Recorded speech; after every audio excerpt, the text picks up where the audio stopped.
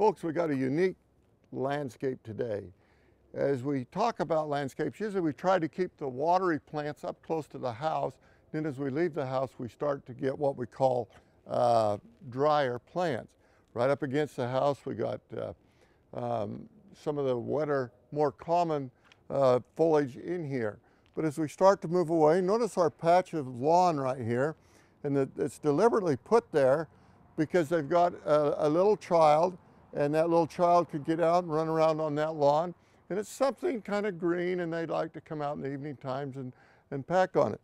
But then we sort of cross a bridge, and we wind up in what they call his creek right here. But what I want you to notice right here is along the side here is he's got plants. He's got sage, he's got daffodils. They're in full bloom here about a month ago. And then along comes the salvia. And then you go down around the curve, and there's the gopher plant.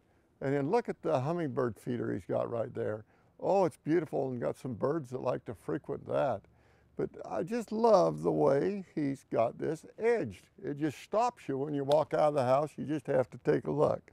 Now, we got a lot of other plants here in bloom, but there's one I really want to focus on right here. It's called the creosote bush, and we see this a lot out in the desert. And I get all caught up in it. If you'll look real close, you can start to see a little oil develop on the leaves. What happens when it gets real hot, those leaves put an oil over the top and shut it down so it doesn't waste so much water. And then, of course, it's got the yellow flower. But here's what I want you to focus on is that little ball. And when it gets through, it's put together like a orange.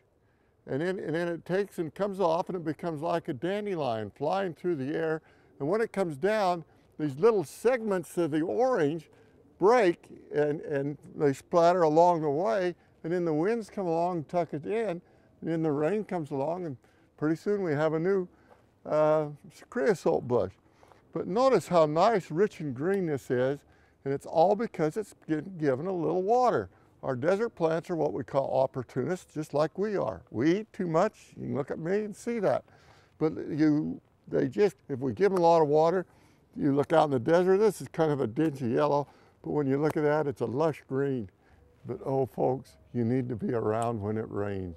There's nothing like a smell of creosote after a rainstorm. Now back to you in the studio.